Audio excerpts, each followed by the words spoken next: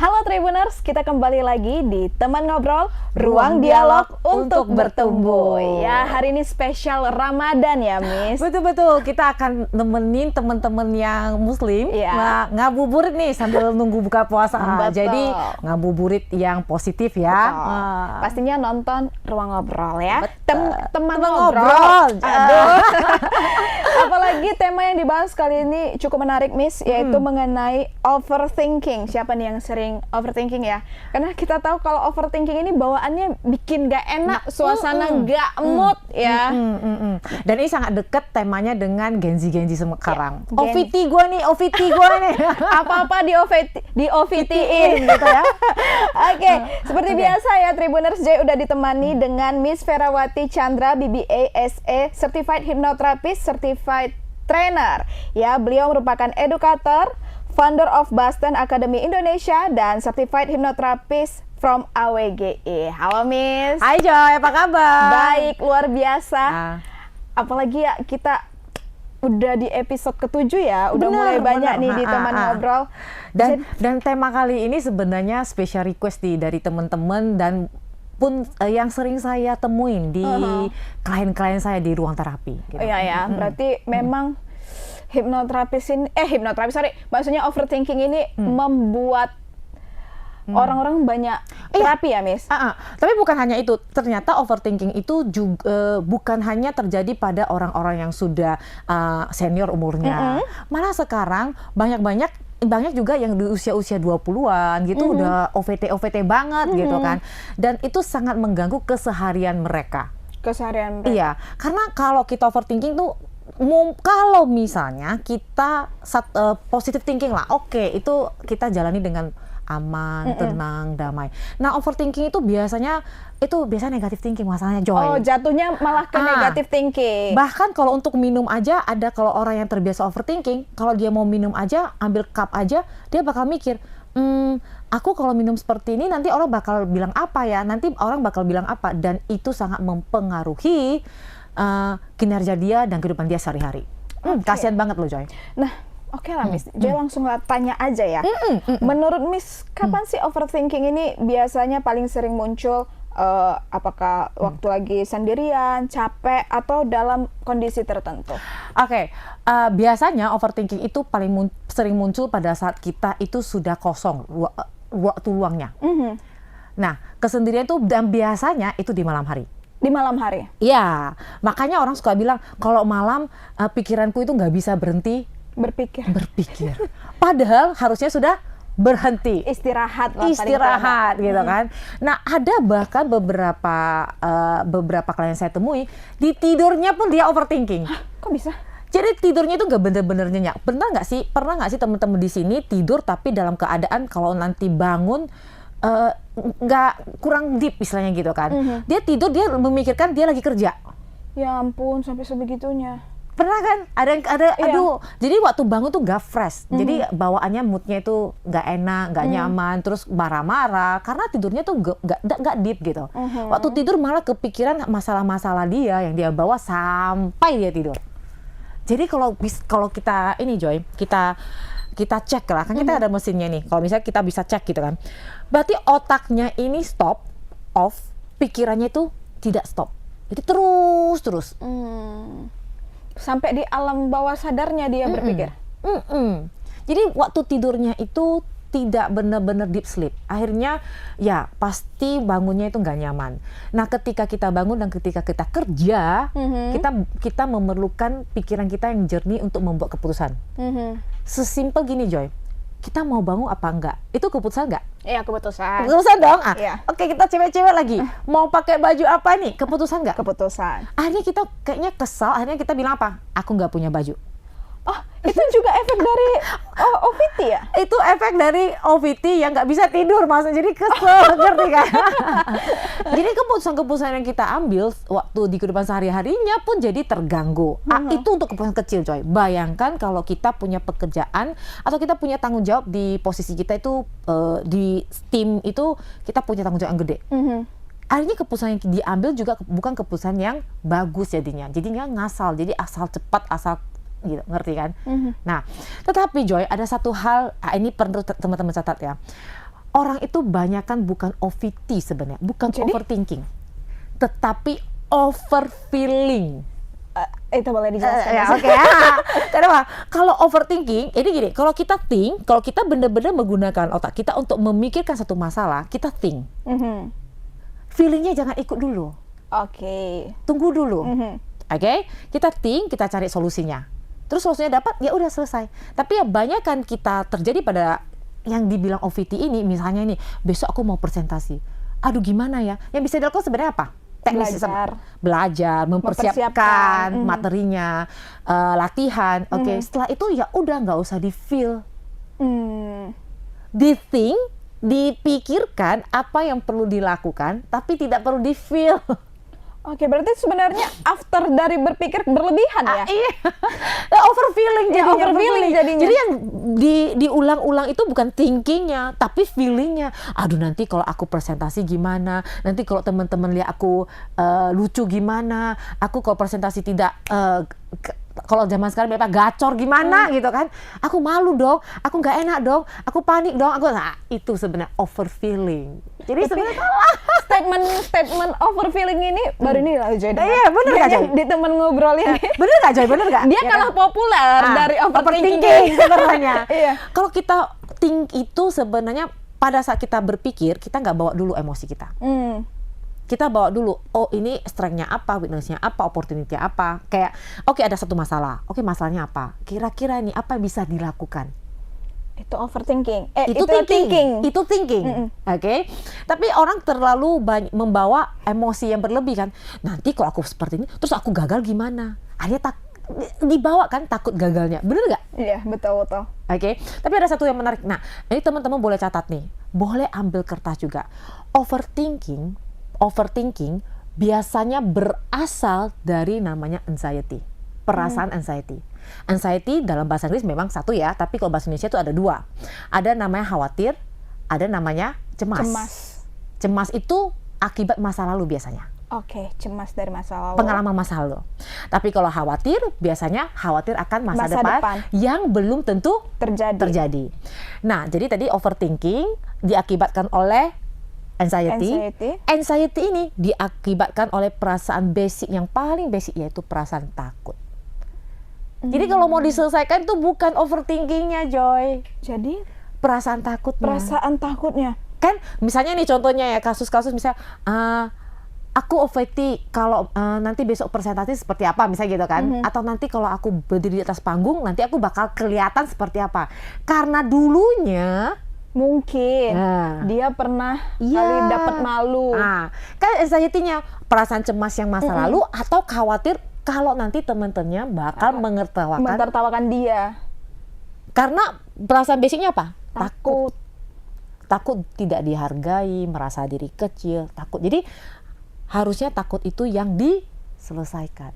Ketika takutnya diselesaikan, dia nggak akan overthinking lagi. Oke. Nah, teman-teman, jadi diagramnya gini ya. Perasaan takut di sini. Kalau tidak diselesaikan, dia akan berbuah menjadi anxiety. Oke. Anxiety dibagi dua ya, cemas dan khawatir. Kalau tidak diselesaikan akan menjadi OVT. Kalau OVT ini tidak diselesaikan, akan menjadi insomnia. Benar nggak? Jadi susah tidur. Jadi kalau setiap malam itu malah dia bilang kalau malam-malam otak saya malah lebih fresh. Kira-kira seperti gitu. Jadi harus yang diselesaikan itu bukan insomnianya, bukan OVT-nya, bukan anxiety-nya, tapi perasaan takutnya. Karena itu yang paling dasar. Iya, paling dasar. Karena kalau overthinking itu pada dasarnya nggak ada. Kita manusia itu nggak benar-benar, bahkan tidak benar-benar menggunakan 100% otak kita. Oke, tapi kita menggunakan 10.000% perasaan kita. Kita takut dilihat aneh, kita takut dicemooh, akankah nanti dia berpikir seperti itu. Akhirnya kita overfeeling sebenarnya. Overfeeling itu overthinking. Kita salah label nih. Overfeeling ya. Oke, jadi kalau overfeeling berarti ketika feelingnya dikeluarkan, feelingnya kita geser dulu. Oke, berarti itu nggak overthinking lagi dong. Oke? Berarti sebenarnya Miss, overthinking atau overfeeling ini bisa dikontrol oleh manusia ya? Yes and no. Yes and no. Yes kalau itu tidak berlebihan. Mm. Oke, no kalau itu terlalu berlebihan. Misalnya gini, tadi kan kita sampai di insomnia, benar kan? Kalau insomnia ini tidak diselesaikan juga, dia akan menjadi panic attack. Oke. Yang tubuh yang bergetar. Oh iya, sesak napas. Nanti keringat dingin, perutnya nggak enak. Itu pada saat itu dia nggak bisa kontrol. Dia harus kontrol justru sebelumnya. Oke. Jadi tapi ketika kita pernah menghadapi simptom yang seperti itu atau gejala seperti itu, kita udah tahu nih, oh, we must do something. Ada sesuatu yang salah dan kita harus melakukan sesuatu. Istilahnya gitu kan. It's okay untuk cari orang lain atau ahlinya untuk ngomong ada apa sebenarnya. Oke? Karena banyak kan kita stuck itu di masa lalu. Aku takut loh dulunya seperti ini gitu. Jadi ngerti maksud saya kan? Ngerti. Jadi, yes, kita sebenarnya bisa selesaikan, tapi pada saat itu yang bisa kita lakukan, kan kita misalnya orang ini gemetar nih, kan? Yang dia bisa lakukan adalah hanya satu, bernafas, kontrol nafas. Iya, itu paling tidak ya. Kontrol nafas. Karena secara ilmiah, kalau nafas kita, misalnya gini nih, kalau kita mau tenang, kita kan nafasnya nggak mungkin pendek kan? Iya. Nggak mungkin lah. Itu kan orang mau marah, ngerti kan? Takut, khawatir, itu kan nafasnya pendek, maka detak jantungnya cepat, ngerti kan? Tapi kalau kita sudah seperti itu, kita tahu kita mau menghijack namanya amigdala. Jadi di frontal cortex kita ini, di otak kita itu ada, di sebelahnya itu ada namanya amigdala. Oke? Nah, amigdala ini akan lebih tone down kalau kita mengambil oksigen. Itu yang bisa kita lakukan. Exhale, inhale. Ya, jadi kalau mau cepatnya adalah ambil nafas yang dalam dan pelan, lambat. Itu yang bisa kita hijack. Ya kalau udah bilang 10 kali boleh, minum air dulu sebentar boleh, it's fine. Tapi setelah itu kita perlu sadari, oh there is something wrong, ada sesuatu nih yang salah, bener kan? Oke. Setelah itu kita selesaikan. Miss, mungkin ini udah mulai populer ya, kayak anak-anak. Anak-anak, orang lah seusia Joy, perasaan anak-anak. Orang seusia Joy ini ya, dia range 20-an itu, kayak insomnia itu udah makin populer gitu. Sorry ya kalau Joy bilangnya populer, karena memang udah banyak dan dijadikan udah seperti gaya hidup dan habit dan dianggap normalisasi kan? Iya, normal. Nah, itu gimana sih Miss untuk memberitahu kepada orang-orang atau mungkin Tribuners ya yang memiliki kendala yang sama, bahwasannya kamu itu perlu orang lain untuk kontrol insomniamu yang udah nggak wajar gitu.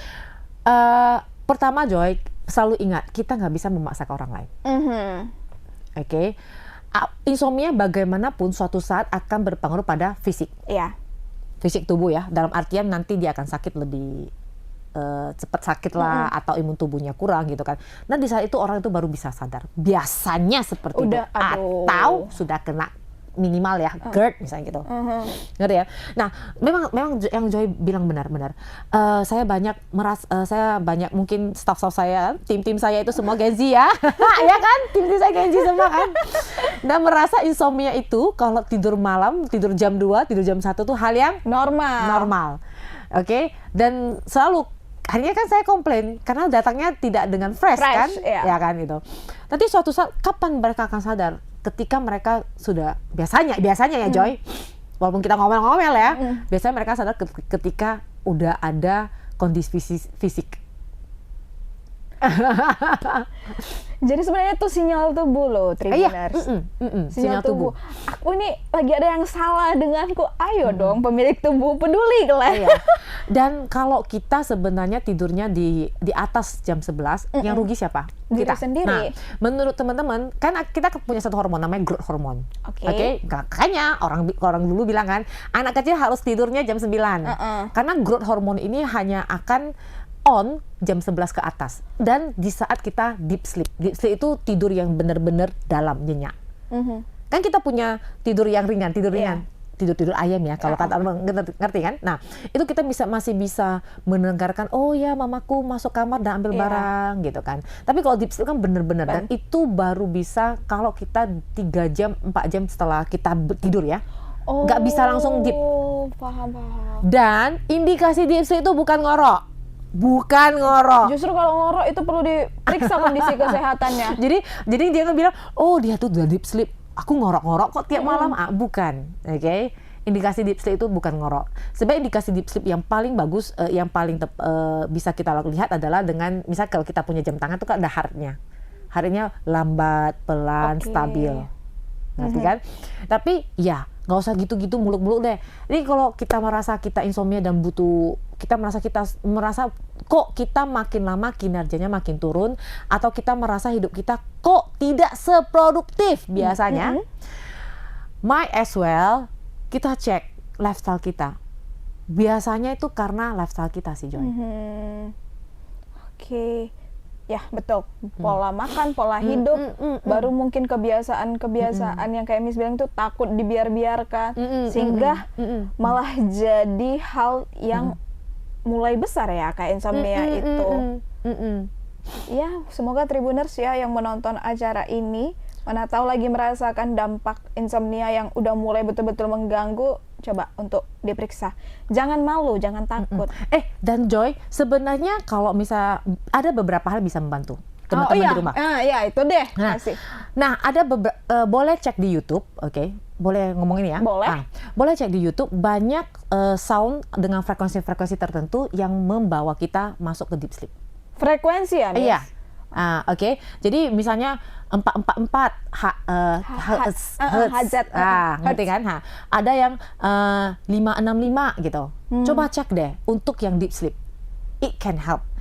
Tetapi bagaimanapun kita sebagai pemilik tubuh, kita wajib mau untuk berubah. Jadi banyak saya lihat orangnya, aku mau terapi Miss, tapi dia nggak mau mengubah hidupnya. Bilangnya mau, tapi sebenarnya disuruh berubah seperti, yuk kita ganti yuk lifestyle-nya, dia nggak mau. Berarti dia tidak benar-benar mau berubah. Nah, kita dulu nih, kita mau nggak begini terus istilahnya gitu. OVT terus kan nggak nyaman. Oke? Jadi kalau kita dalam hidup itu ada level ini kekayaan ya. Kekayaan paling tinggi itu bukan uang kan sebenarnya, tapi kedamaian hati, ketenangan hati. Karena dengan ketenangan hati, kedamaian hati itu kita bisa menghasilkan uang itu. Betul. Nah, jadi yang paling tinggi itu kan. Jadi kita dapat itu dulu, uang akan datang. Kira-kira gitu, Joy. Jadi kalau bagi teman-teman yang merasa, oh ya aku belum punya budget nih, aku malu nih, aku belum ready. Biasanya gitu ya. Aku belum ready dulu untuk terbuka dengan orang lain. Oke, teman-teman boleh buka gadget masing-masing, buka YouTube, aplikasi YouTube, dan cari Hertz ataupun Singing Bowl. Singing Bowl sekarang udah banyak loh, Singing Bowl yang bisa membuat pikiran kita jauh lebih tenang.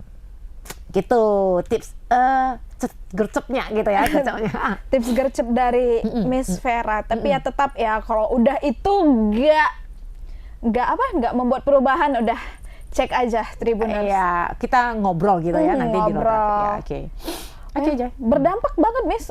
Joy ngelihat ada teman Joy, dia itu sering kali curhat kayak, aku itu nggak bisa tidur. Mungkin setelah video ini tayang, Joy mudah-mudahan bakalan kasih nih kalian lihat ya, teman ngobrol special edisi overthinking. Dan Joy, dan biasanya orang itu cuma pengen didengar. Oke, itu juga. The overfeeling takutnya dijudge jadinya. Oke, don't worry about that gitu ya. Jadi carilah pendengar yang benar-benar tanpa judgment. Kira-kira seperti gitu, Joy. Oke, terima kasih Miss Vera ya. Terima kasih Joy, terima kasih Tribuners. Ya, kurang lebih kita udah berbincang selama beberapa puluh menit ke depan. Ya, semoga dengan menonton ini teman-teman yang ngabuburit bisa berpikir, oh bener juga ya. Karena itulah Tribuners sebenarnya teman ngobrol ini dibuat ya, biar kalian bisa berpikir, oh ya juga ya. Namanya teman ngobrol. Iya, kita nggak ada judgement ya, Joy. Gitu. Itu nggak judgement. Dan kalau kalian ada permasalahan yang ingin dibicarakan, bisa langsung komen di kolom komentar. Mana tahu Miss tolong bawain tema ini dong, Joy tolong bawain tema ini dong. Kalau ada request ya, silakan di request di kolom komen. Iya, kami rindu loh kalian nge-request gitu. Oke, Miss, terima kasih udah datang ke Tribun Medan ya, udah memberikan insight yang baik kepada Tribuners. Thank you Joy, thank you Apalagi Tribuners. tentang masalah overthinking yang udah yang sering sekali dinormalisasi, yang padahal sebenarnya Feeling, ya overfeeling ya. Overfeeling. Oke, kalau begitu aku Joy, Miss Vera beserta kru yang bertugas pamit undur diri. Bye Tribuners, sampai ketemu di episode selanjutnya. Dadah.